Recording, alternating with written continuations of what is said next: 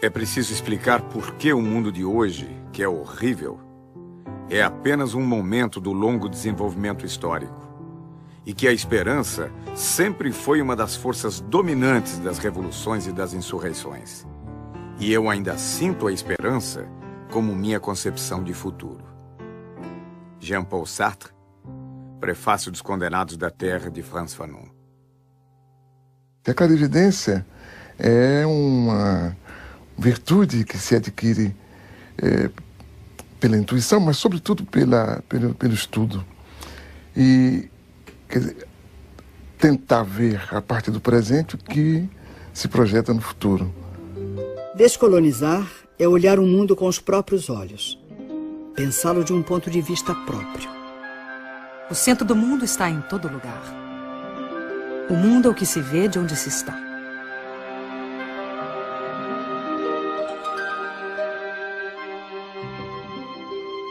O olhar sobre a primeira globalização vem das viagens de descobrimento e conquista. Os imensos territórios conquistados não estavam desocupados. Em apenas um século, entre 1500 e 1600, dos 80 milhões de nativos existentes na América pré-colombiana, 70 milhões foram exterminados. 2.000 línguas desapareceram com eles. Tupis, quechuas, mapuches tiveram seus territórios ocupados e demarcados arbitrariamente, ignorando-se povos, culturas, línguas, religiões, para facilitar a dominação e o saque de suas riquezas. Os 10 milhões de africanos transplantados para o Brasil, depois de séculos de escravidão nas plantações de cana, de café e nos garimpos das Minas Gerais, ficaram abandonados à própria sorte. A primeira globalização do colonialismo se caracterizou pela ocupação territorial. A segunda globalização começa no fim do século XX, marcada pela fragmentação dos territórios.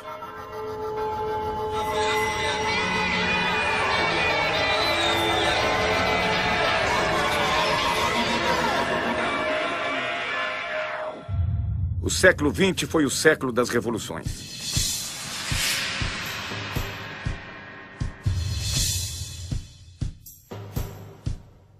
As revoluções tecnológicas transformam as novas conquistas em sonhos de um mundo melhor.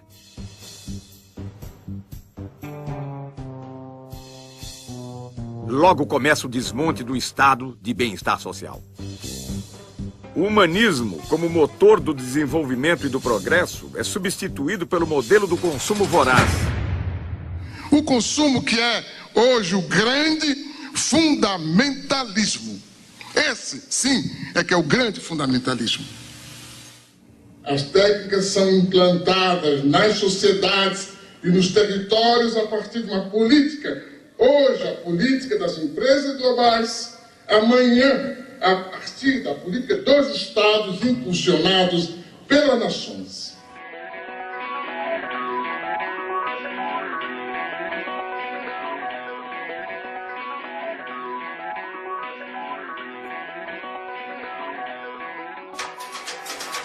No dia 04, né? 4.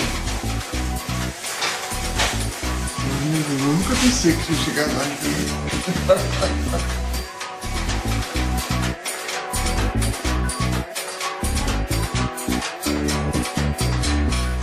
Queria dizer, em primeiro lugar, que eu me considero um intelectual outsider, coisa que é rara no Brasil. Não pertenço a nenhum partido, não pertenço a nenhum grupo, inclusive grupo de intelectuais, não respondo a nenhum credo, não participo de qualquer militância. É difícil ser um intelectual negro no Brasil? Eu creio que é difícil ser negro e é difícil ser intelectual no Brasil. Essas duas coisas juntas dão o que dão, né? É difícil ser negro porque, fora das situações de evidência, o cotidiano é muito pesado para os negros. É difícil ser intelectual porque não faz parte da cultura nacional ouvir tranquilamente uma palavra crítica, né? Por que a opção pela geografia? Eu acho que foi a opção pelo movimento. O fato de eu ter, quando garoto, me impressionado com as populações que mudavam de lugar, que se transportavam de um lugar para outro. Acho que talvez isso me tenha dado uma dimensão da disciplina.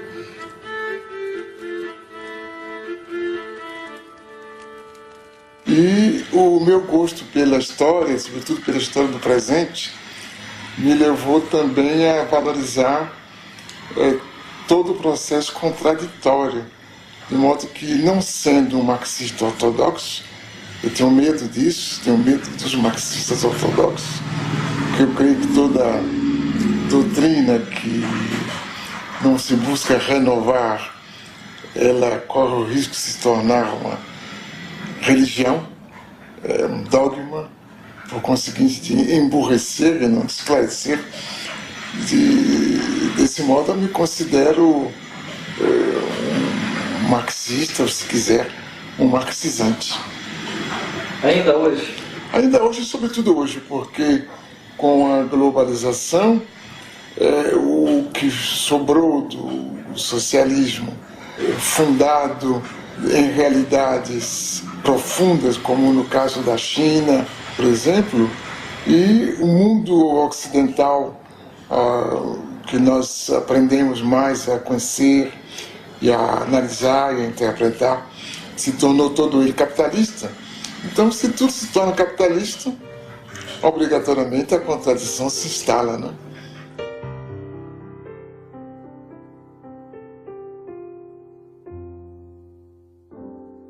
Uma forma de reconhecer o nível de desenvolvimento no planeta é observar a quantidade de luz que as cidades emitem à noite. A foto de satélite revela um nítido contraste entre o desenvolvimento ao norte e ao sul da Terra. A renda dos 500 indivíduos mais ricos do mundo é superior aos ganhos dos 416 milhões mais pobres.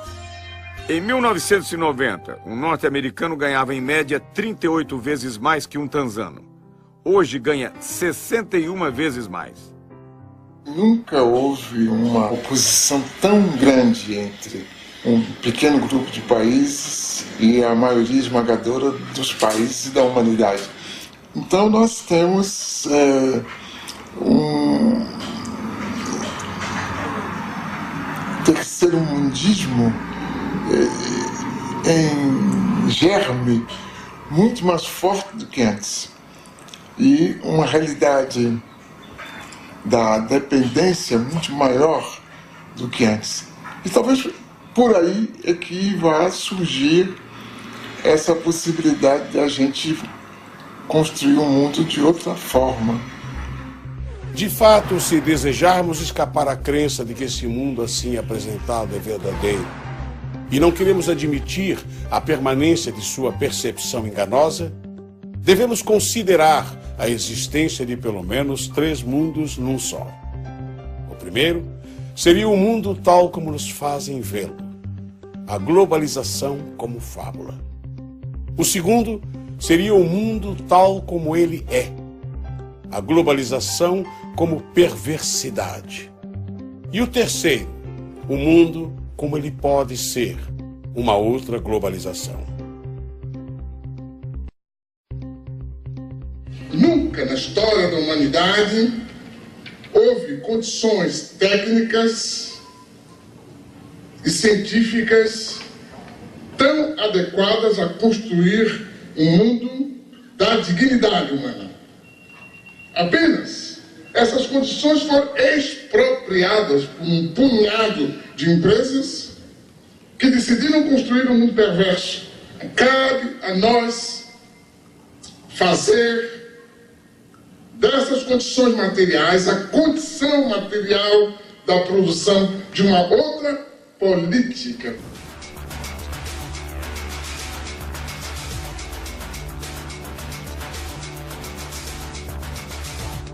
Em 1989, uma reunião organizada pelo Instituto Internacional de Economia, em Washington, propôs reformas para que os países da América Latina retomassem a trilha do crescimento e do desenvolvimento.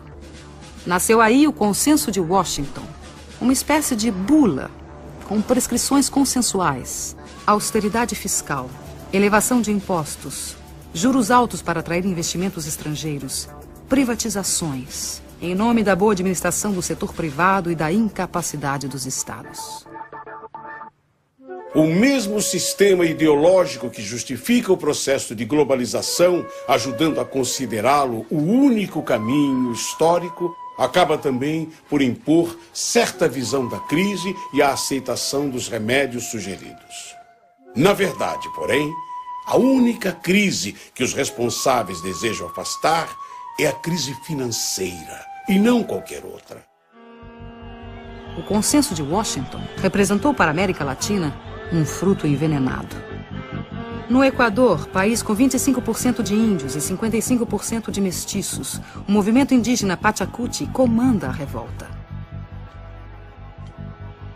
A crise se torna aguda com os programas de privatizações e extinção de serviços estatais.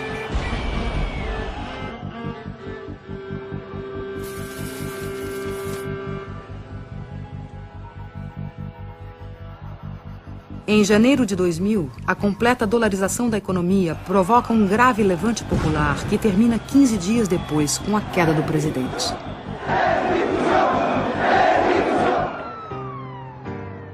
Ainda em 2000, na Bolívia, o governo pressionado pelo FMI e pelo Banco Mundial privatizou a água potável na região de Cochabamba. A resposta popular de uma sociedade formada por 70% de índios e mestiços explodiu em gigantescas rebeliões comandadas por movimentos sociais autônomos.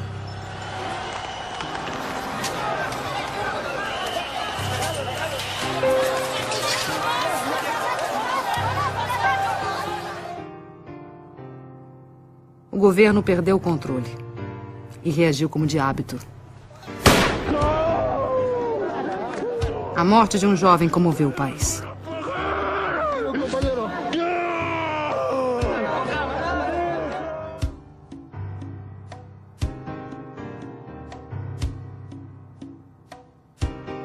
A pressão popular obrigou a desprivatização da água. A decisão e a luta de homens, mulheres, niños e ancianos de todo o povo de Cochabamba. Este es un primer paso que se ha dado, muy pequeño pero importante, de la significación que tiene la democracia.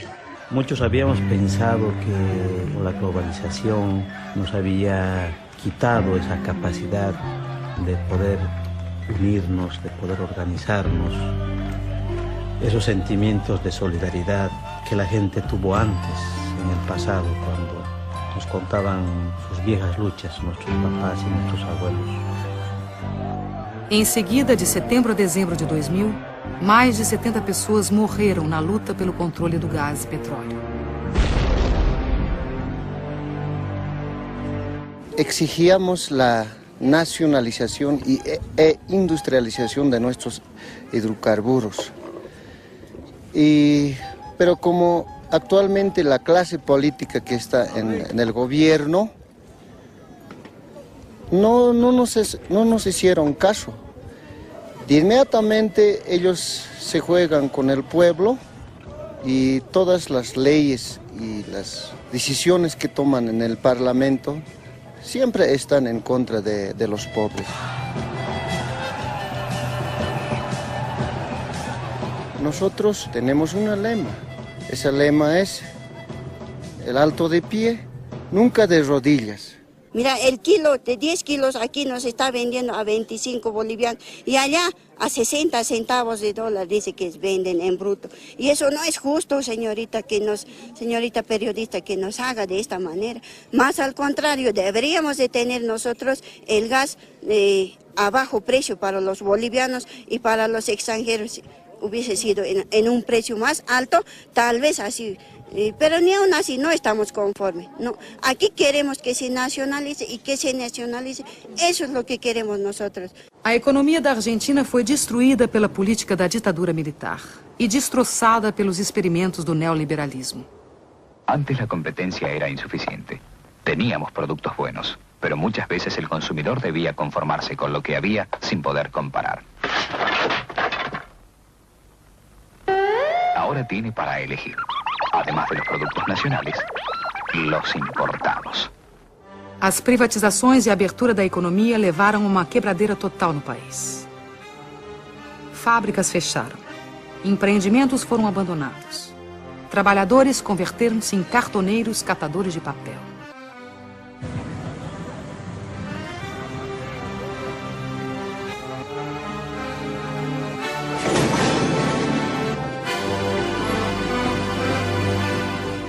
O panelaço no final de 2001, que derrubou 3 presidentes da República em 2 semanas, levou às ruas cidadãos da classe média, que da noite para o dia, pela desdolarização da economia, tornaram-se os novos pobres do país.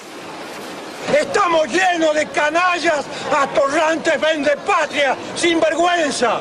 Menem, Cavallo, de la Rúa, Dualde, todo Rucao. Es peor que lo que han hecho los bancos extranjeros. Porque estos tipos han vaciado las empresas argentinas y han dejado sin trabajo a los argentinos que se están muriendo de hambre, querido. Los argentinos tienen que hacer conciencia y estar en la Plaza de Mayo y no salirnos de allí mientras no echemos a todas estas ratas salvajes que están usurpando el poder. Son asesinos, igual que Dualde, son narcotraficantes, ladrones y todo lo que ustedes le puedan agregar, porque han destruido jubilados, familias contentas, desocupados y a los trabajadores, a todos han destruido, le han robado los ahorros, así como me los robaron a mí, le robaron a todo el mundo, no tienen vergüenza, son una vergüenza mundial. No Brasil, a privatização de grandes estatais gerou protestos isolados. O país entrou às cegas na modernidade. A ilusão da moeda forte e do consumo fácil anestesiou a população. Para o economista Joseph Stiglitz, Prêmio Nobel de Economia e economista-chefe do Banco Mundial entre 1997 e 2000, esse receituário violento não provém de análise econômica, mas de postura ideológica. The Washington Consensus was neither necessary nor sufficient for growth. There were countries like Bolivia that seemed to follow all the dictates of the Washington Consensus. They said, we felt the pain, when do we get the gain? And they waited, and they waited, and they waited, and they're still waiting. And then there are countries like China that did not follow the Washington Consensus, and they've grown and grown and grown. Agora, essa história que os Estados Nacionais estão diminuindo a importância é uma história da carochinha que os países ricos nos contam, porque o Estado Nacional, por exemplo, norte-americano, vai muito bem, né? Inclusive, digamos, bem do ponto de vista de força do Estado, com gastos militares como nunca houve antes, né? Com um empenho direto, digamos assim, dos agentes comerciais do governo americano para defender os interesses das empresas norte-americanas, o que é normal, aliás, né? Então, agora aí eles nos dizem, não, o Estado não tem importância, quer dizer, não estou dizendo que eles norte-americanos, mas esses pensadores da globalização muitas vezes nos dizem isso. Isso aqui, digamos, crê quem quer ser enganado.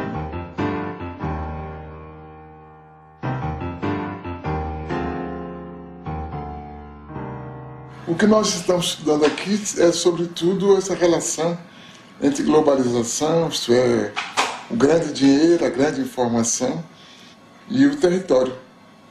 O território como matriz da vida social, econômica e política. A Boeing, maior montadora de aviões do mundo, é bom exemplo do fornecimento em rede planetária. O modelo 777 recebe componentes de 322 fornecedores em 38 países. E suas 3 milhões de peças, do rebite à turbina, são fabricados por 1.700 intermediários em 37 nações. De onde prosseguem para Everett, onde a Boeing tem o maior edifício industrial do mundo. Na montagem final, a Austrália fornece os lemes de direção e profundidade. O Canadá, a parte posterior das asas. O Reino Unido, os computadores primários de voo. O Japão, os lavatórios. E a Embraer do Brasil, uma peça do leme vertical. As grandes empresas são esse centro frouxo do mundo e que, escapando ao controle dos estados e que se distanciando de uma relação mais obrigatória com os territórios, acaba por lhes permitir uma ação sem responsabilidade. As grandes empresas não têm responsabilidade social, não têm responsabilidade moral sobre tudo, e é por isso que desorganizam os territórios, tanto socialmente como moralmente. O filme Corporation, dos cineastas canadenses Mark Akbar, Jennifer Abbott e Joel Beckham, denuncia a exploração de mão de obra no terceiro mundo. Trata-se de uma divisão internacional de trabalho injusta e desigual. Distribuição de mais pobreza para os pobres e concentração de mais riqueza para os ricos. A Nike transferiu sua produção industrial para países onde não há limites para a exploração de mão de obra. Contabiliza o tempo de trabalho de seus funcionários em frações de segundo. Assim, mascara os verdadeiros valores dos salários pagos. O diretor do Comitê Nacional do Trabalho norte-americano, Charles Kenahan, denuncia a divisão do trabalho na globalização, que distribui migalhas mundo afora enquanto elimina empregos nos Estados Unidos. To make this stuff concrete as possible, we purchase all of the products from the factories that we're talking about. This shirt sells for $14.99, and the women who made the shirt got paid 3 cents. Liz Claiborne jackets made in El Salvador. The jackets are $178, and the workers were paid 74 cents for every jacket they made. Alpine cost areas, 31 cents an hour. De fato, para a grande maioria da humanidade, a globalização está se impondo como fábrica de perversidades. O desemprego crescente torna-se crônico. A pobreza aumenta e as classes médias perdem em qualidade de vida. O salário médio tende a baixar. A fome e o desabrigo se generalizam em todos os continentes. A fila na Marquês de Sapucaí, no Rio de Janeiro, não é para assistir a nenhum desfile de escola de samba, mas simplesmente para conquistar uma vaga para a gari da empresa pública de coleta de lixo da cidade. A abertura dos portões revela a angústia dos que lutam por um emprego estável e seguro nesta globalização, onde os de baixo, a cada dia que passa, trabalham mais com menos direitos.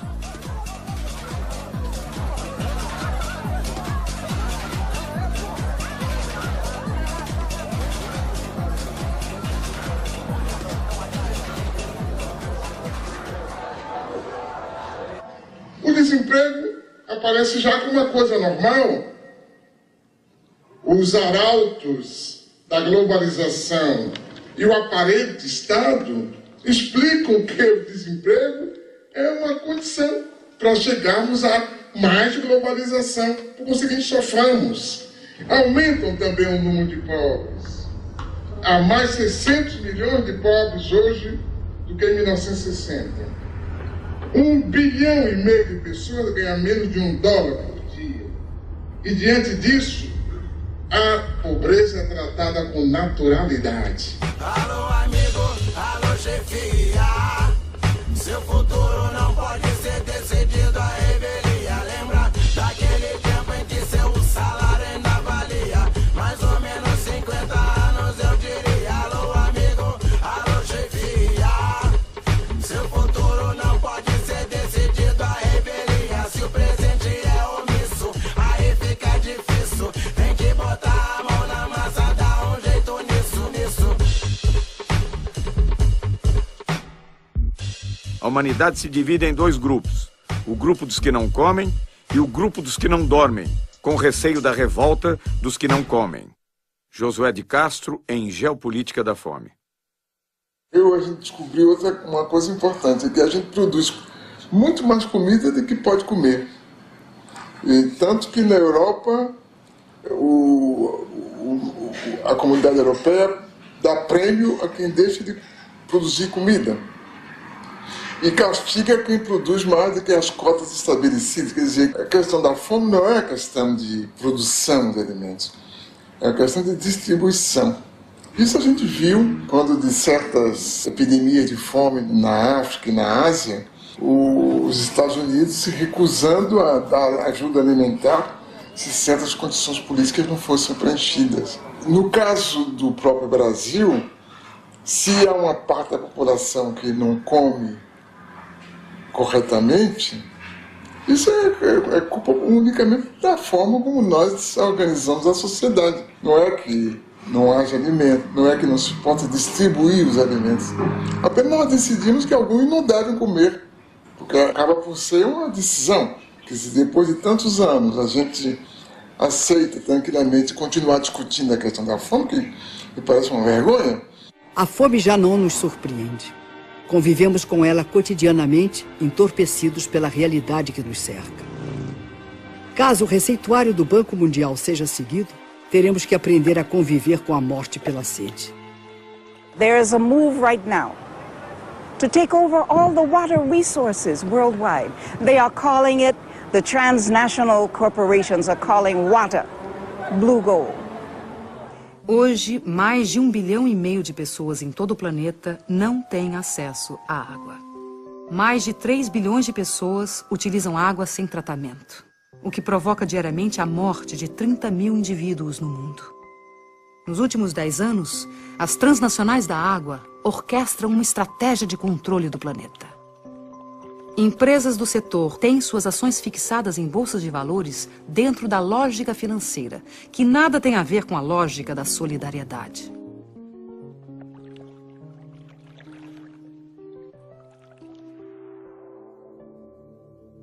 Em março de 2003, aconteceu o 3º Fórum Mundial da Água, em Kyoto, no Japão. Na pauta da discussão estava o tema da privatização dos recursos hídricos.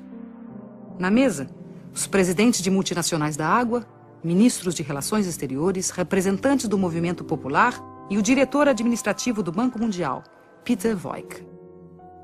The political question really is who owns water and who gets to control water. Here you're going to hear, or you are hearing, two very, very different visions of a future for water. On one side are those who see water as an economic good, to put water on the open market for sale to the highest bidder. On the other hand, you're going to hear the voice of a growing civil society movement who has a vision of water as a part of the global commons and treated as a public trust for all time by governments everywhere. At what point does a corporation not understand that we do not want you there, and when will you leave? मैं समझता हूं कि अब पूरी दुनिया में ये बात सिद्ध हो गई कि ये डिसेंट्रलाइज्ड वाटर मैनेजमेंट से सारे देश को दुनिया को पानी के लिए बचाया जा सकता है. Oscar Oliveira, o líder da rebelião em Cochabamba, na Bolívia, lança seu grito de advertência em Kyoto. Hace 3 años, después de 5 meses, más de medio millón de personas expulsaron a transnacional Bechtel porque quiso imponer un contrato de privatización totalmente al margen de la voluntad de la población. Varias de las transnacionales que están acá muchas veces manchan nuestra agua con sangre de los ciudadanos. No manchen más sus manos com sangre. Contra todas as evidências da injustiça, o representante do Banco Mundial insiste na política de privatização. Somebody has to pay for water, ladies and gentlemen. And I think we have come up with some practical choices. We haven't covered everything, as some of the speakers said, but in order to come up with the investments which are needed for the poor, and I agree 100% that we have to find ways of serving the poor in a way that they can afford the water.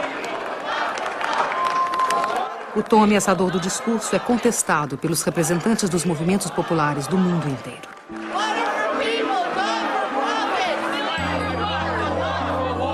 Enough is enough. I see this report as nothing short of an attempt to package poverty for money and for profit. El agua es un patrimonio de la humanidad, es un patrimonio de los seres vivos y nadie puede apropiarse del agua. Por lo tanto, la sociedad civil dice que aquí no hay acuerdo.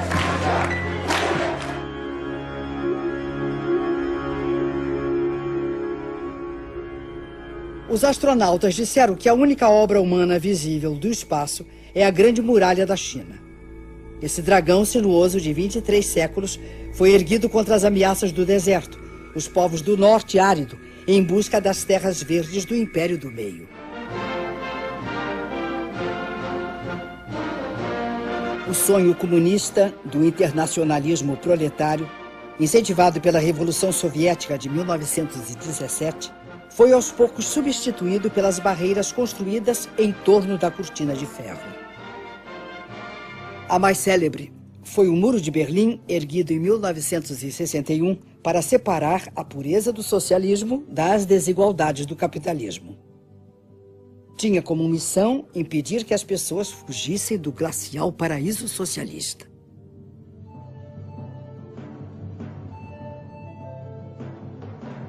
Os muros da Internacional Capitalista são sólidos e bem delineados. Enquanto permitem a circulação livre das mercadorias, dinheiro e serviços, proíbem o livre tráfego dos indivíduos. A Europa levanta barreiras contra a presença indesejada de forasteiros em seu território.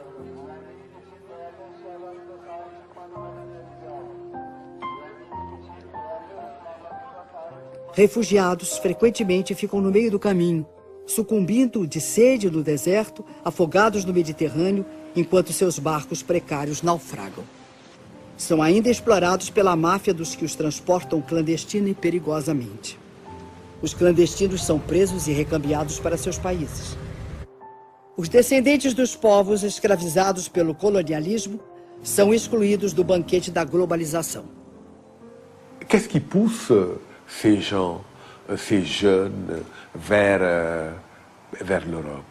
Mais c'est que justement, il n'y a pas de solution. Si vous mettez les économies de ces pays à genoux, avec la complicité de dirigeants que vous avez vous-même installés au pouvoir, mais effectivement, les gens ne vont pas mourir comme ça sans tenter de réagir. Évidemment, une chose peut paraître bizarre. C'est, pour moi en tout cas, toute cette énergie que des jeunes Africains mettent pour aller vivre en Europe. Pourquoi ils ne la mettent pas pour rester chez eux et se battre contre des systèmes politiques corrompus?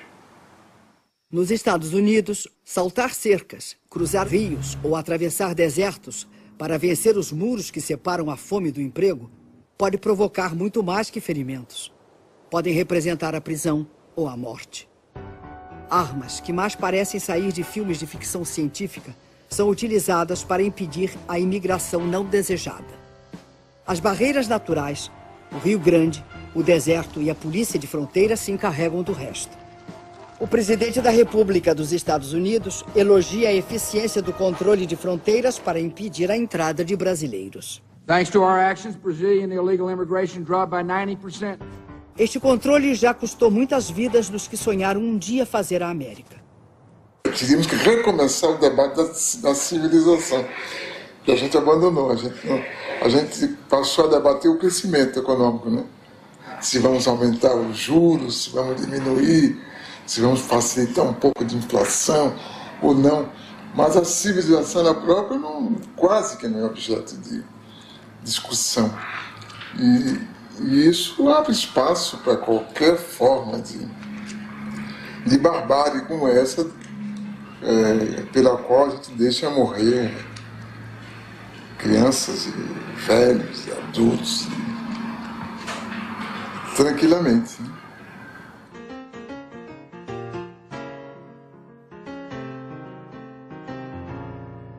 O que nós estamos vivendo hoje é que o homem deixou de ser o centro do mundo, né?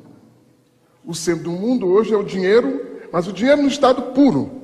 O dinheiro em estado puro só é o centro do mundo por causa dessa geopolítica que se instalou, proposta pelos economistas e imposta pela mídia.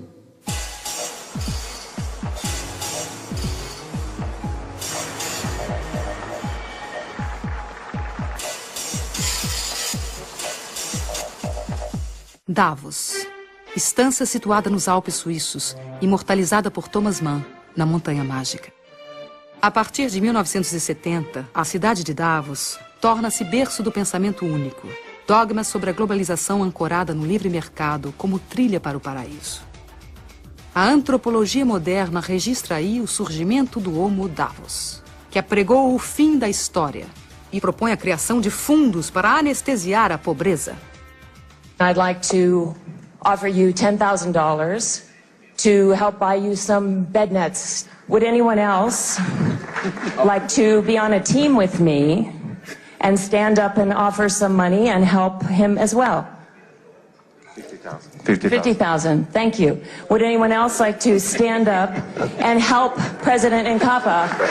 President Nkapa needs help today. So if you could just stand up in the room, if you'll be on a team with me, just stand up in the room if you'll help President Nkapa today, because he needs help today.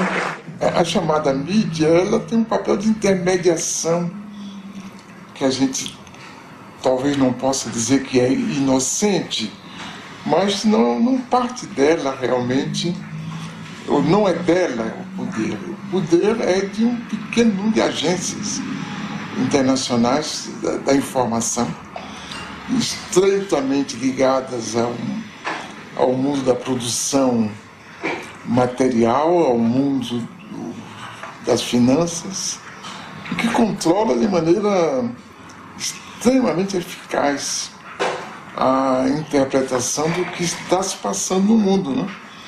E de uma forma que se torna clara quando a gente pega os jornais e vê a repetição quase que servil das mesmas fotografias, das mesmas manchetes, das mesmas ideias, dos mesmos debates, que indicam que alguma coisa está por trás de tudo isso, né?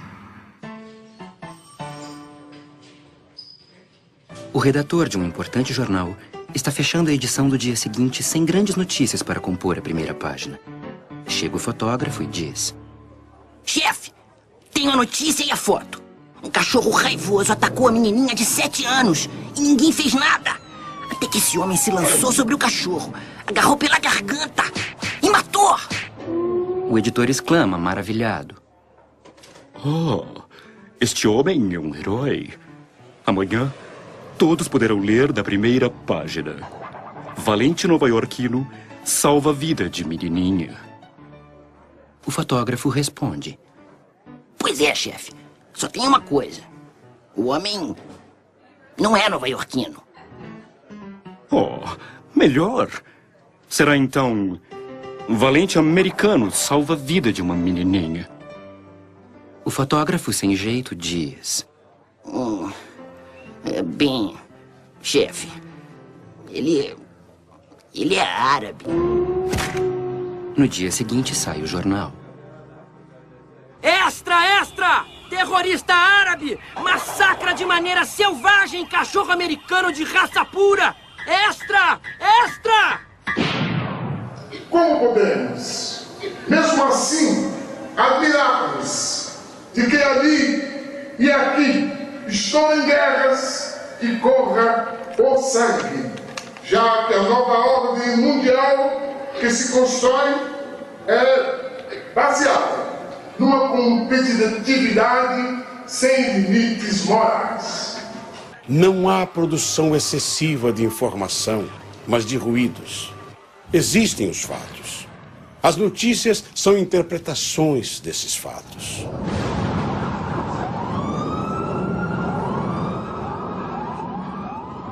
Como as grandes agências de notícias pertencem às grandes empresas, os acontecimentos são analisados de acordo com os interesses pré-determinados.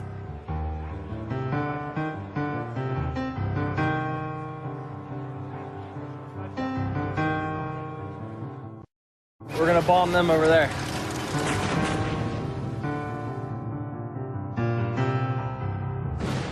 Muitos dos economistas que escrevem jornais publicam diariamente o desejo das empresas das quais são consultores.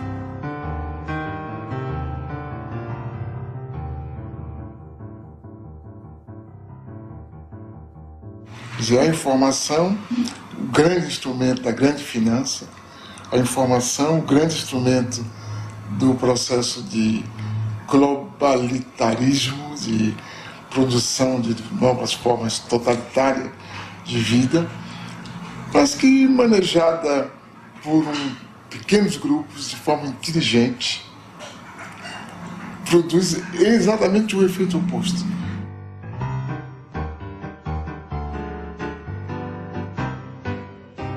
Carlos Pronzato é um poeta, trotamundo dessa nova revolução.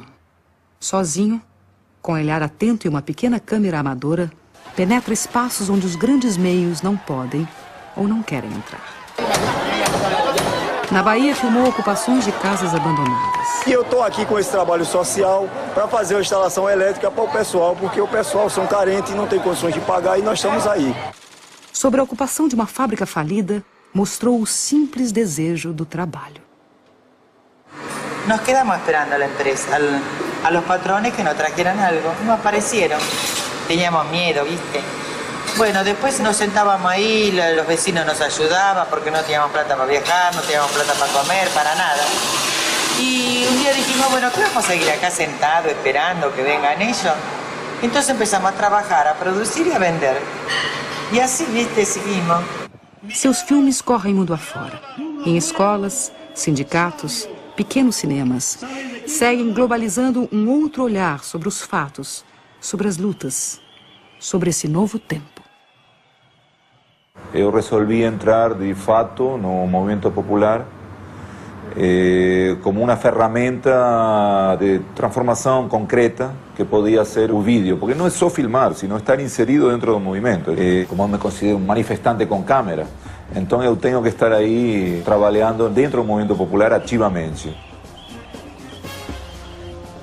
Latinoamérica é um polvorim apto para um Bakunin chegar e perguntar onde que está acontecendo e ele ir e tentar ou filmar, ou escrever, ou incitar, ou trabalhar nisso. Então, minha utopia é um pouco essa. É você não entrar na corrente, na onda do não é possível fazer nada, porque nada será possível. E você continuar trabalhando. Eu acho que um pouco o que faço está dentro de um projeto utópico, de realizar, pelo menos naquele breve período de vida que nós temos, uma pequena obra que pode servir a alguém, tanto agora quanto depois. Eu acho que esse fenômeno vai se multiplicar. Quer dizer, por enquanto há uma coerção muito grande contra essas formas, que são praticamente limitadas no seu elan renovador, pela falta de recursos financeiros, pela legislação que favorece a vida dos gigantes.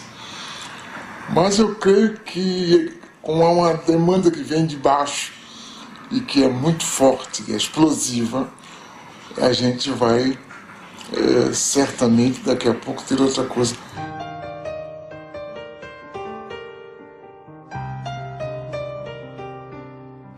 Se eu olhar para trás na minha própria vida, eu vejo que hoje é muito mais fácil ser universal aqui mesmo.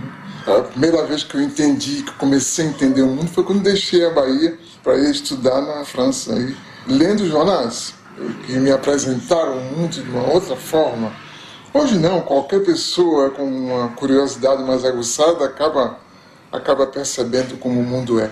Eu acho que essa que é a outra grande novidade, acho, do nosso tempo, e que vai permitir que, sem abandonar o que a gente é, indígena, a gente seja perfeitamente universal. Os Krenak, que em sua língua original chamam-se Burum, registravam uma população de 5.000 pessoas no início do século XX. Número que se reduziu a 130 indivíduos em 1989. E com esforço fecharam um século com 150 pessoas. Ailton Krenak nasceu no Vale do Rio Doce, Minas Gerais. É produtor gráfico e jornalista.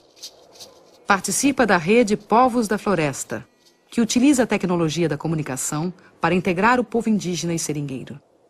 Eu acho que para o começo do século XXI, essas trocas de novas tecnologias que não fomos nós que criamos e nem somos nós que fabricamos, vai ser o grande evento para os nossos povos. Eu ainda não consigo acreditar com meus próprios olhos, porque eu ainda não estou vendo o mouse. Isso para mim é um sonho. Eu não consigo acreditar que isso ainda é verdade. a gente poder acessar a internet aqui da aldeia. Vocês puderam ver que isso aqui não é um brinquedinho, sabe, de ficar teclando. Não, isso é uma coisa de muita importância pra gente, entendeu? Até mesmo porque é distância. Porque se a gente morasse na beira de uma estrada próxima à cidade, talvez isso não seria tão importante pra gente, porque a gente podia ir na cidade e fazer isso rapidinho. Tirar, trazer. Mas a distância, pelo limite que a gente mora, isso é precioso. Chega assim como uma coisa muito, muito grande pra gente, como realmente um sonho. O exemplo da câmera, né, poder fazer uma imagem animada, de poder transmitir uma imagem dessa, ela tem a importância que os Achaninka agora lá no Alto Rio Juruá demonstraram, quando eles conseguiram botar para o mundo inteiro uma situação de risco que a floresta estava correndo com a entrada de madeireiras, de invasão no território deles, mandando uma mensagem para a rede, com imagem do que estava acontecendo, com texto, mobilizou gente no mundo inteiro. Você não imagina como que o pessoal local ficou mobilizado em torno dessa ideia de eles poderem se comunicar com o mundo sem ter que ficar pedindo licença para a prefeitura local. Na verdade, eu acho que isso, em alguns casos, do ponto de vista político, vai significar a libertação de comunidades que historicamente eram controladas ali, porque não sabiam o que estava acontecendo no mundo. De repente, eles vão conversar com todo mundo. Aí acabou aquele intermediário ali no meio do caminho. É a primeira vez na história na qual a gente convive com o futuro possível.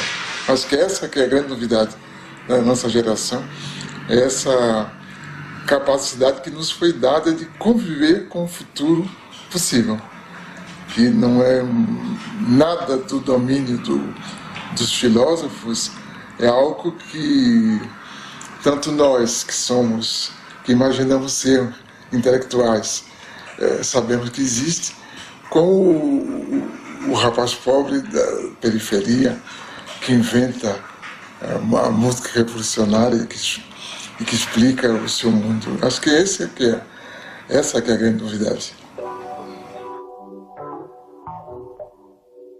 Brasília, conhecida por sua arquitetura arrojada, é uma das cidades mais fotografadas do mundo.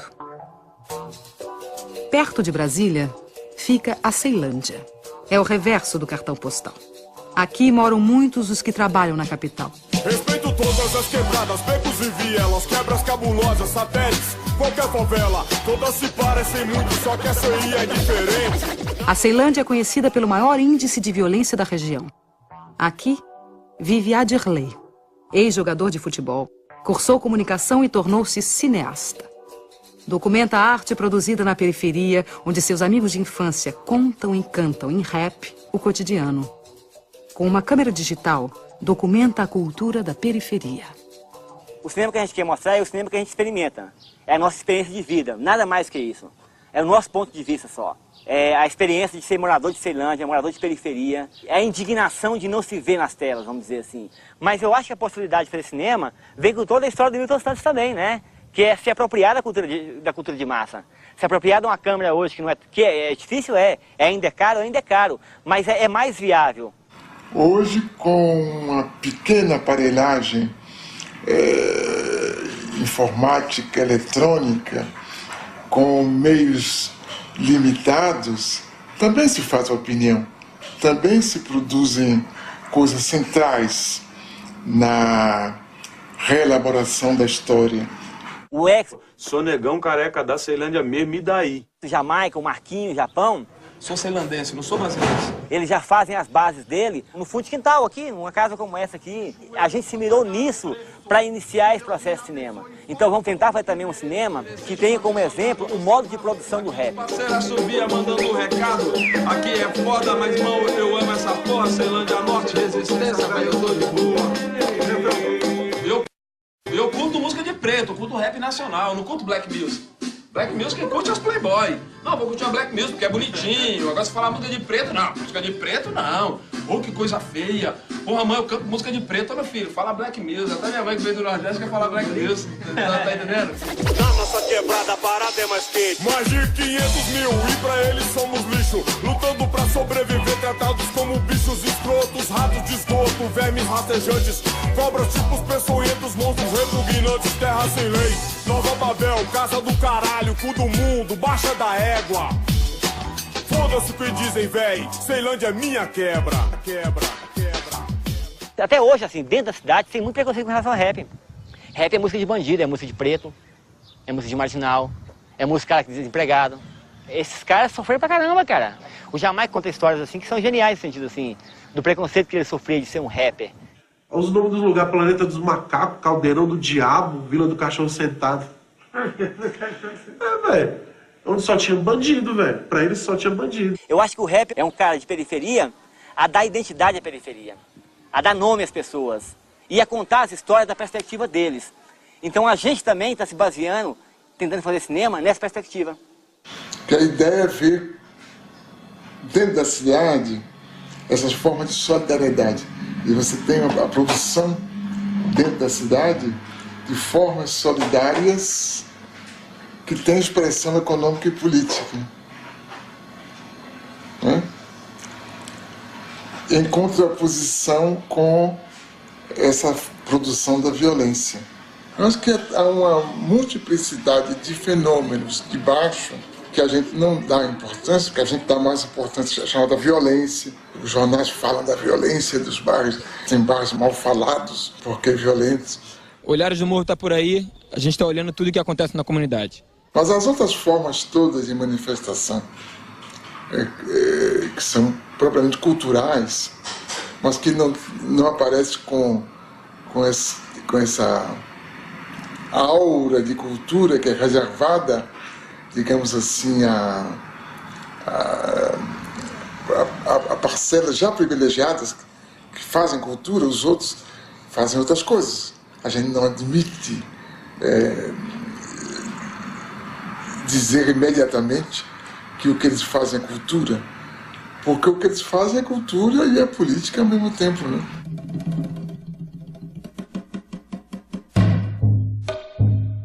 Japeri é um município, é o segundo município mais pobre do estado do Rio de Janeiro, e a gente, através do cinema, a gente pode expressar esse nosso movimento, às vezes as coisas que a gente não concorda que tem aqui, a gente joga no cinema e tenta mudar essa realidade. Aqui, acima de tudo, é a superação, de utilizar o que a gente tem na mão e superar até esses mesmos índices de pobreza. E a gente utiliza esse de pedaço de madeira para fazer grua, de cabo de vassoura para fazer o tripé. Na coletividade, a gente consegue fazer cinema na Baixada Fluminense. A gente partiu de uma necessidade de um resgate da memória e do folclore daqui do município de Japeri. E utilizando numa ficção, que é o marido chegando em casa bêbado e dando satisfação para sua esposa porque chegou bêbado. E a satisfação que ele dá é a partir do folclore de Japeri. Há a possibilidade cada vez mais frequente de uma revanche da cultura popular sobre a cultura de massa, quando, por exemplo, ela se difunde mediante o uso de instrumentos que, na origem, são próprios da cultura de massas. Eu sou lobibicha! Sai! Em pleno século XXI, mas eu não acredito em lobisomem! Sai pra lá! Nesse caso, a cultura popular exerce sua qualidade de discurso dos de baixo, pondo em relevo o cotidiano dos pobres, das minorias, dos excluídos, por meio da exaltação da vida de todos os dias. A partir do audiovisual, várias pessoas vão ser influenciadas pelo produto que eles estão tendo. Então, uma oportunidade para que eles possam se expressar até para o povo inteiro de Japeri, para mostrar o que eles querem falar e ainda não tiveram oportunidade. Porque a partir deles a gente acredita que, ou seja no teatro, na música, no cinema, na literatura, vão estimular novas vidas e novos sonhos a partir de filmes, do audiovisual.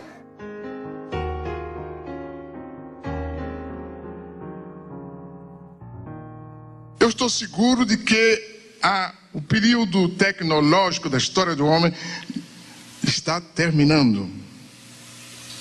E estamos entrando num período que eu chamaria de demográfico. Tenho medo de usar a palavra popular, porque isso poderia acarretar a destruição prematura da ideia. Os atores que vão mudar a história são os atores de baixo. Então eles vão agir de baixo para cima. Os pobres em cada país, os países pobres dentro dos diversos continentes, os continentes pobres face aos continentes ricos. De tal forma, nós não vamos ter uma evolução sincronizada como essa, digamos assim, do processo de globalização. Haverá explosões aqui e ali, em momentos diferentes, mas que serão impossíveis de conter. Vamos tudo queimar isso tudo, senão o Estado não ouve a gente.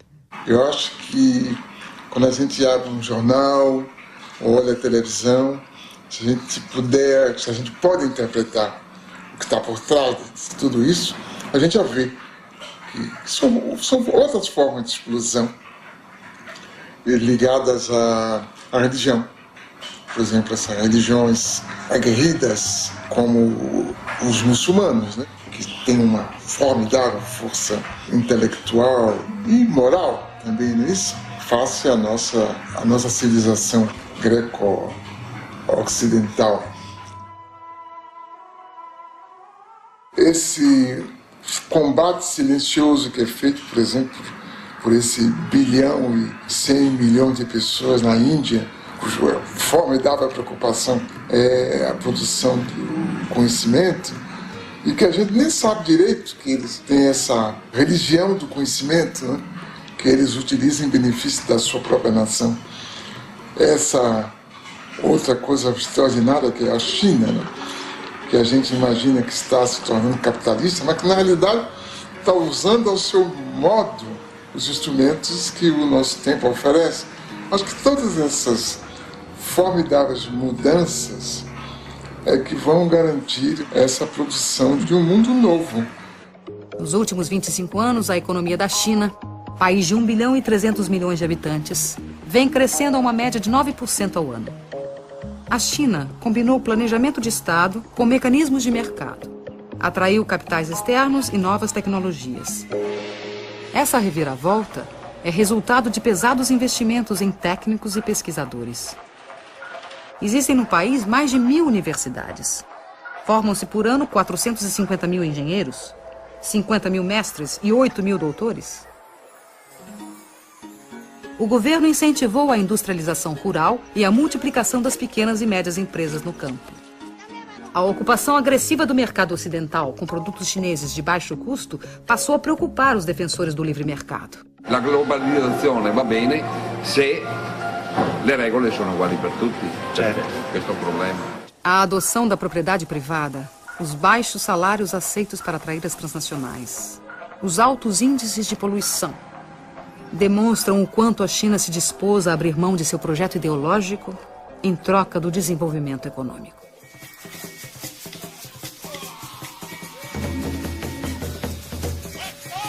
Devemos recusar categoricamente a situação a que os países ocidentais querem nos condenar. O colonialismo e o imperialismo não pagaram suas contas quando retiraram suas bandeiras e suas forças policiais de nossos territórios.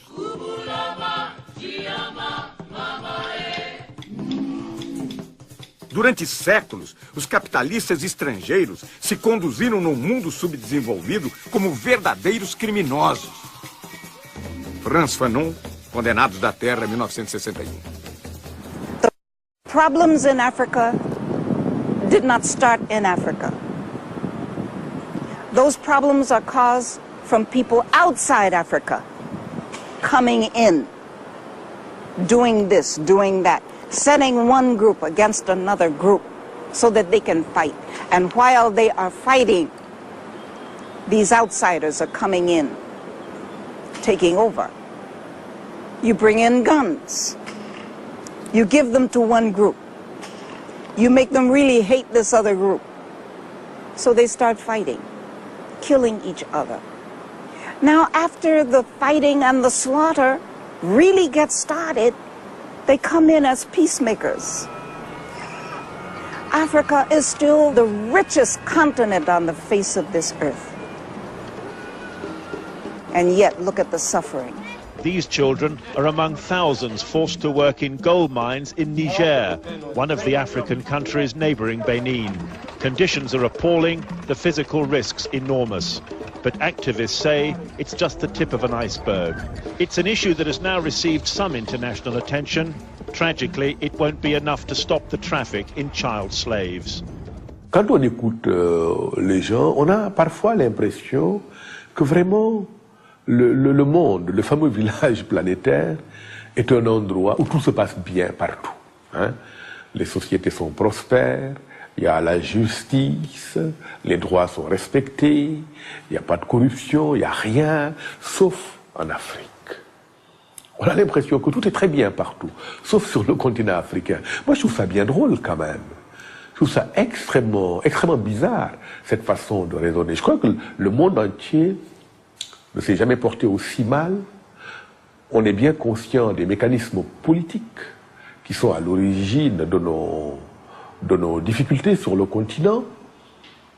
Il me semble qu'un pays comme le Brésil doit quand même bien comprendre cela. Le public brésilien, après tout, il n'y a pas très longtemps, en Amérique latine, c'était la CIA qui installait les gouvernements, qui décidait du cours politique et économique dans les sociétés d'Amérique latine, dans les moindres détails. Eh bien, nous, ça revient d'ailleurs à la première question, nous ne sommes pas encore sortis de cette situation. Tú decías cuál va a ser el destino de América Latina. Yo no lo sé, pero sé cuál es el desafío. El desafío es, ¿vamos a convertirnos en la triste caricatura del norte?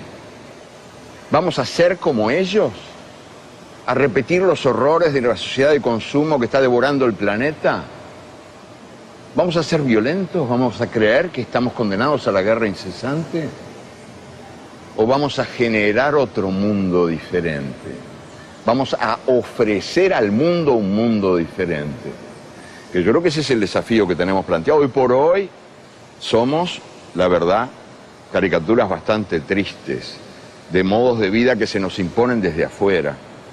Y estamos gobernados por sistemas de poder que cada día nos convencen de que no hay virtud más alta que la virtud del papagayo. Que no hay habilidad comparable a la habilidad del mono. El papagayo, el mono, los que imitan, los ecos de voces ajenas. Nós decidimos ser europeus, né? E insistimos em ser europeus, nos recusamos a pensar como nós próprios, porque achamos mais chique pensar como os europeus e os americanos. E aí temos uma enorme dificuldade para entender o mundo. E essa enorme dificuldade também nos deixa meio atarantados, meio tolos diante da história que está se fazendo. Daí a própria política brasileira é um pouco perdida, porque nós não sabemos muito o que fazer com o mundo novo, porque não descobrimos as formas de pensar esse mundo novo a partir de nós próprios.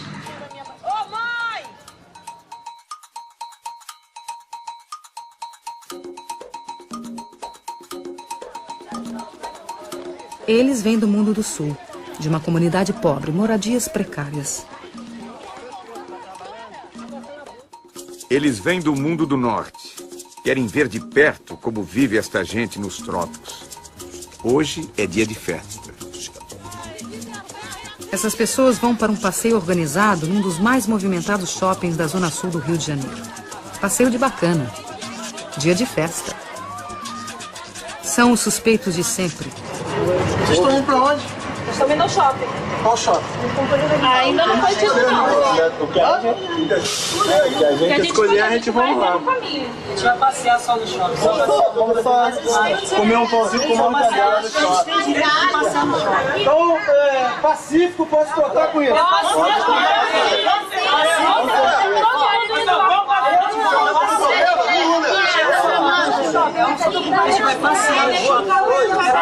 A presença da câmera de televisão serve de salvo-conduto. Então vamos lá. Tem direito, lógico. Sabe que a gente não tinha direito. Tem direito. Os turistas buscam aventura. Vão fazer safari urbano em uma das maiores favelas do Brasil. O passeio na Rocinha inclui paisagem, violão e uma modesta barraca de souvenirs. ambiente hostil, condições externas extremas, extremamente inóspitas a novas ideias, mobilidade relativa. O meu trabalho é um trabalho tão simples, o que os outros vão dizer? Aí fica difícil para mim. O encontro inesperado entre os habituês do shopping e o sem-teto provoca surpresas. Observam e são observados.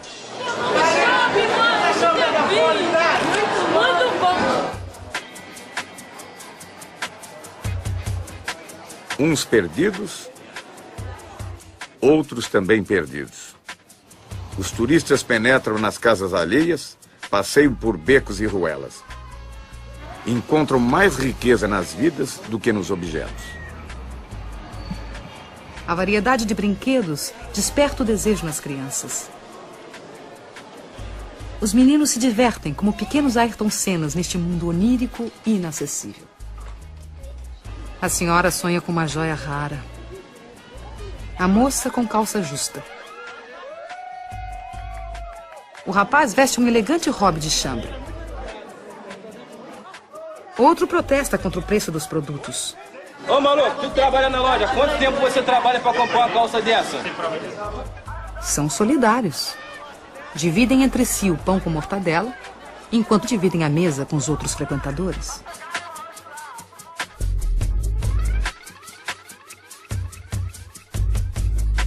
O problema que me parece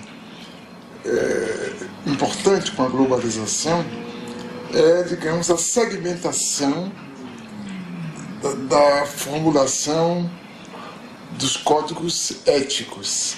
Quer dizer, há uma ética dos poderosos, que não chega a ser ética, e há uma outra ética dos que não têm nada. Como também há uma ética dos que desesperados tomam o caminho do que a gente chama de violência. Né? Eu creio que essa outra ética, não dos desesperados que praticam a violência gratuita, mas dos que querem grandes mudanças, é cada vez mais compreendida nas camadas mais baixas da sociedade. Mas ela tem contra ela toda uma formulação dessa ética dos poderosos e do direito escrito e da concepção dos juízes e da justiça quanto o que é a convivência social. Não importa. O que importa é que a mudança tem uma base histórica muito forte e ela está ganhando as suas formas de ação, que são inovadoras, são formas de ação surpresivas, formas de ação eficazes, e alguns de nós decidimos apoiá-los, apesar da nossa herança dessa ética que envelhece por incapaz de atender o interesse da maioria. Há essa busca também de melhoria de condição de vida, do sem-teto, do sem-trabalho.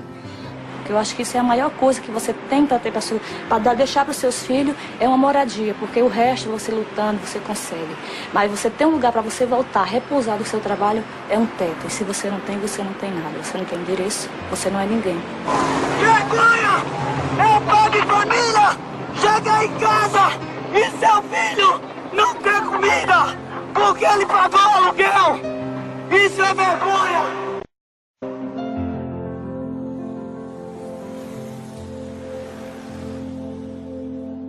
O direito à moradia é um direito humano garantido na Constituição brasileira, nas convenções internacionais e na Conferência do Habitat 2. Então o que a gente está querendo aqui é que se sejam que sejam válidos os direitos que já são garantidos pela própria Constituição Federal, né?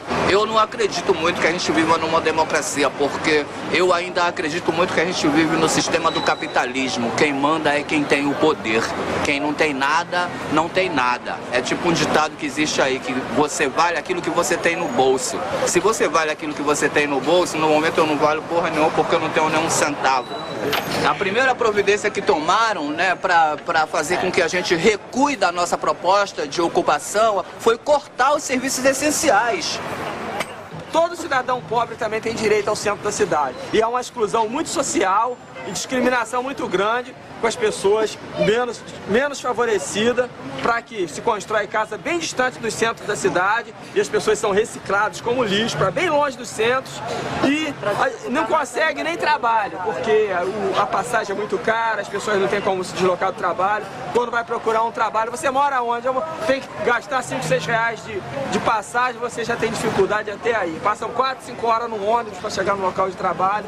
E esses imóveis aqui, nós estamos reivindicando isso. O caso dos sem terra, tratados como um fato policial, não impede um grande número crescente de intelectuais independentes de apoiá-los.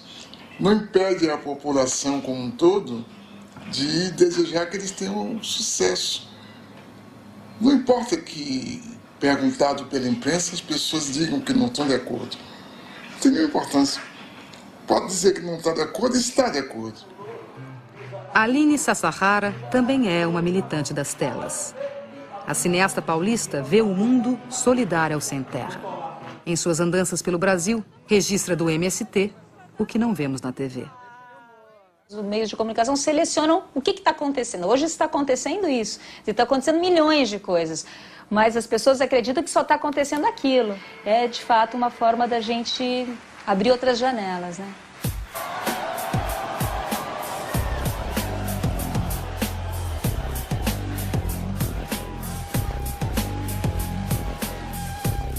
A Escola Nacional Florestan Fernandes, construída pelos próprios trabalhadores do MST, é a primeira universidade popular do Brasil, feita para capacitar os camponeses e seus filhos e prepará-los para um modelo de desenvolvimento solidário.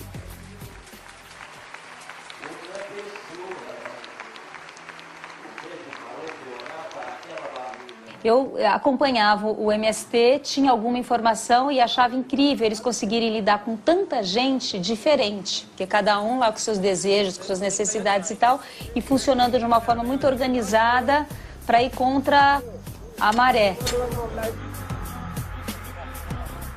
A marcha foi um momento de encontro, parecia que todo o movimento estava reunido ali.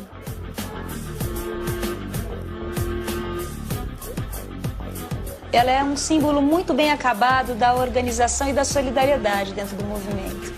Então você imagina todos os dias você reunir pessoas assim de várias idades e de vários lugares naquele horário cedinho para marchar e, enfim, foi uma experiência riquíssima.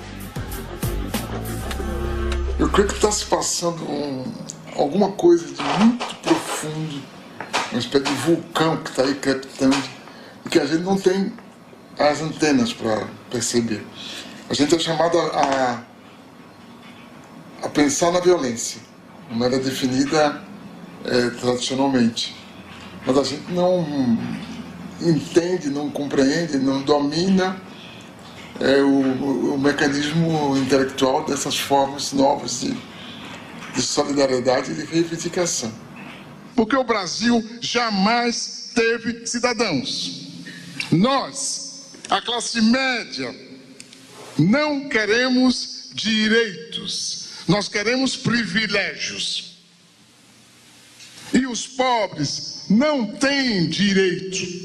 Não há, pois, cidadania neste país, nunca houve.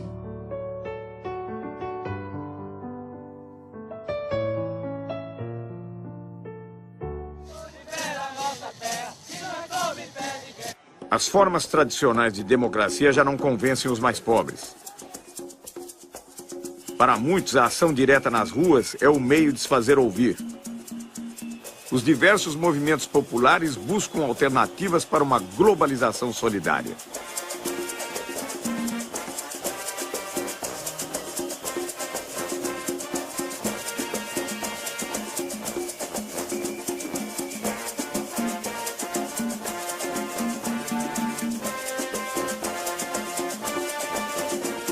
não sei se é bom ou ruim que haja um déficit de organização, porque toda forma de organização é também uma forma de constrangimento na produção de comportamentos completamente livres. Talvez, nesse primeiro momento, não seja ruim essa desorganização se ela for acompanhada da parte dos intelectuais, da produção, da compreensão das condições nas quais estamos vivendo. Mas creio que haveria que buscar formas que eu penso que só a partir do Estado é possível fazer. Não, a partir do Estado? Só a partir do Estado. Não vão ser ONGs, nem instituições do terceiro setor. O senhor várias vezes se referiu ao Estado, inclusive em relação ao intelectual. O senhor não abre mão do Estado? Eu creio que o Estado é indispensável porque as entidades chamadas terceiro setor, primeiro, elas não são abarcativas, elas não podem cuidar do conjunto das pessoas que precisam de cuidados. Segundo, elas acabam obrigadas a cuidar melhor de certos setores e não de outros setores. Enquanto que o Estado, através do exercício da política, a tendência dele é cuidar de todas as pessoas. Quer dizer, essa produção democrática, realmente democrática, que as ONGs ou o terceiro setor não podem, pela sua própria definição, cuidar, porque tem as limitações de sua origem, do seu financiamento, dos seus objetivos. Então o Estado se torna algo cada vez mais indispensável, porque as fontes criadoras de diferença, de desigualdade, são muito mais fortes do que no passado. Então, para desmanchar essas diferenças, para reduzir essas desigualdades, é necessário um Estado que intervenha, um Estado socializante, por conseguinte. Tudo se discute neste mundo, menos uma única coisa que não se discute. Não se discute a democracia. A democracia está aí como se fosse uma espécie de santa de altar, de quem já não se esperam milagres, mas que está aí como uma referência, a democracia. E não se repara que a democracia em que vivemos é uma democracia sequestrada, condicionada, amputada, porque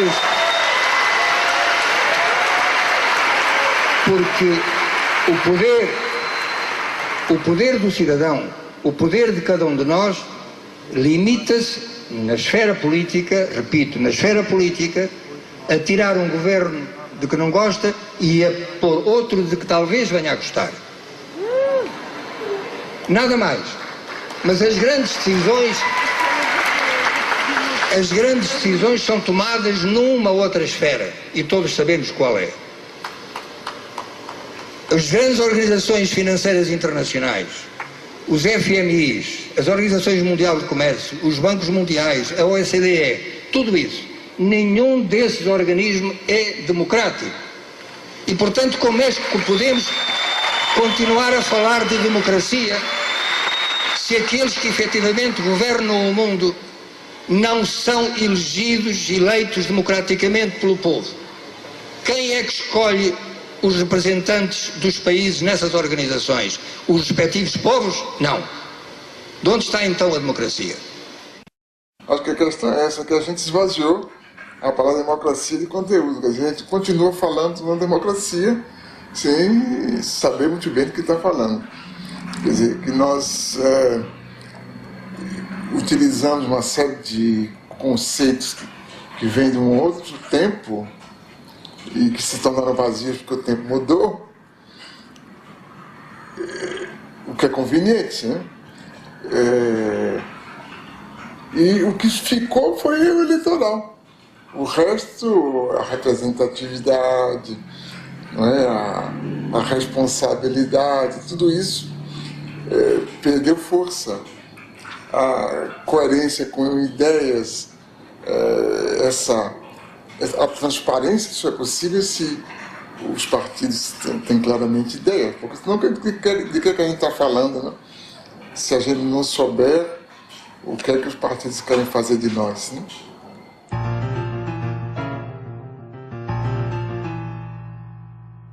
Nós reclamamos contra os totalitarismos, né? O fascismo, o nazismo, e caímos noutras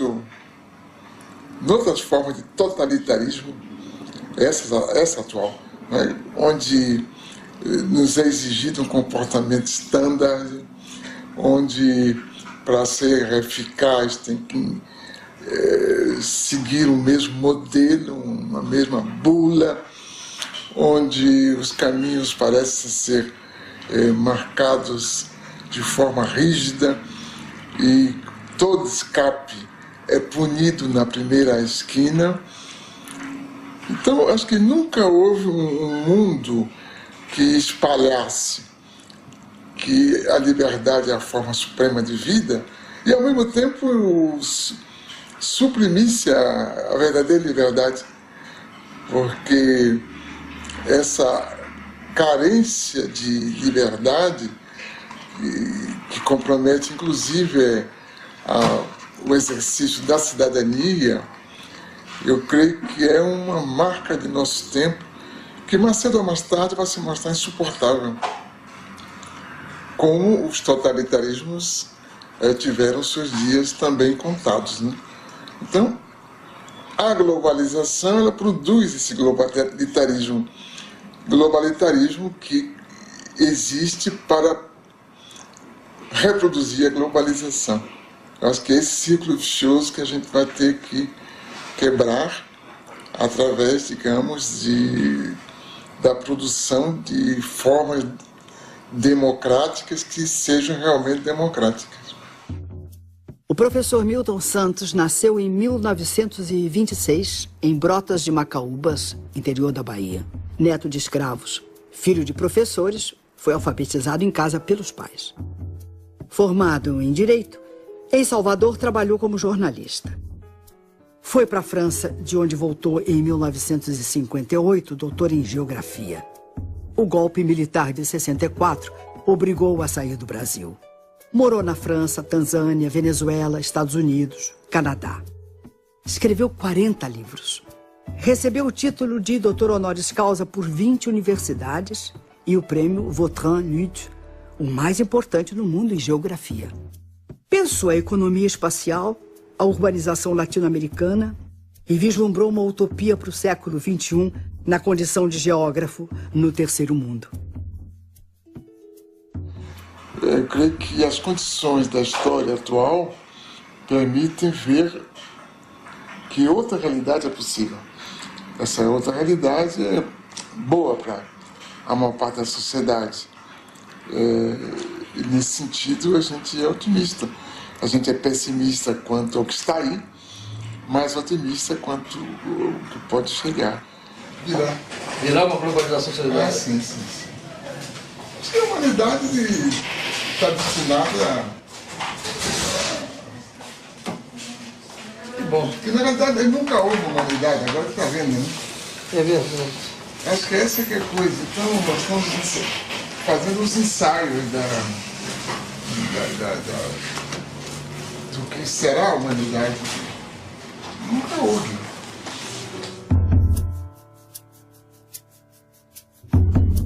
Quando eu me encontrava preso na cela de uma cadeia, foi que eu vi pela primeira vez as tais fotografias em que apareces inteira, porém lá não estavas nua, e sim coberta de nuvens.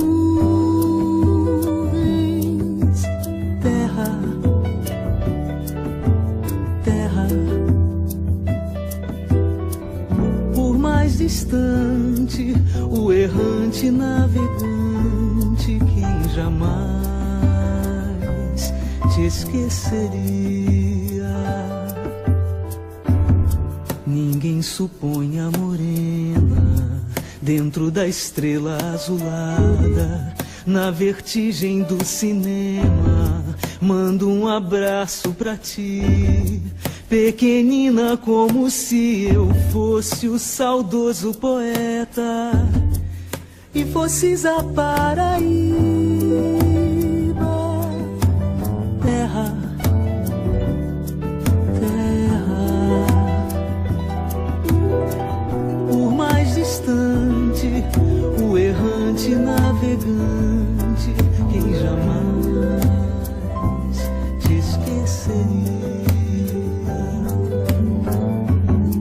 Eu estou apaixonado por uma menina terra, signo do elemento terra, do mar se diz terra à vista.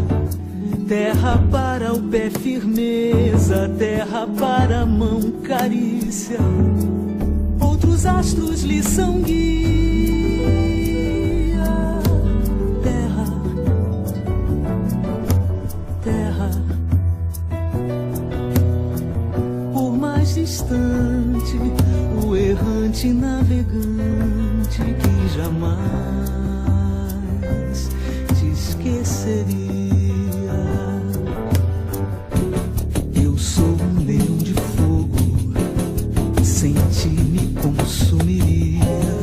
A mim mesmo eternamente, e de nada valeria acontecer de eu ser gente, e gente é outra alegria, diferente das estrelas.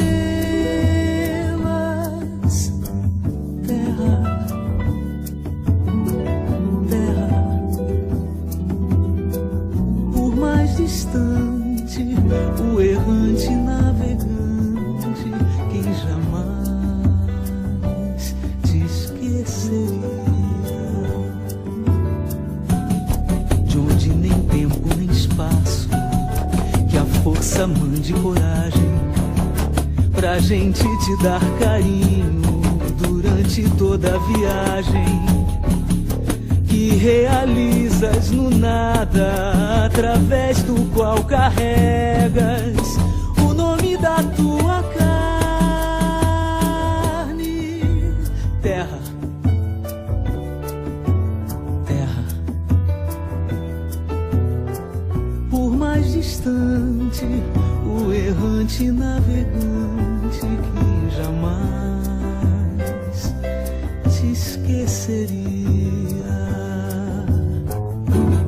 Nas sacadas dos sobrados da velha São Salvador, há lembranças de donzelas do tempo do imperador. Tudo, tudo na Bahia faz a gente querer bem. A Bahia tem um jeito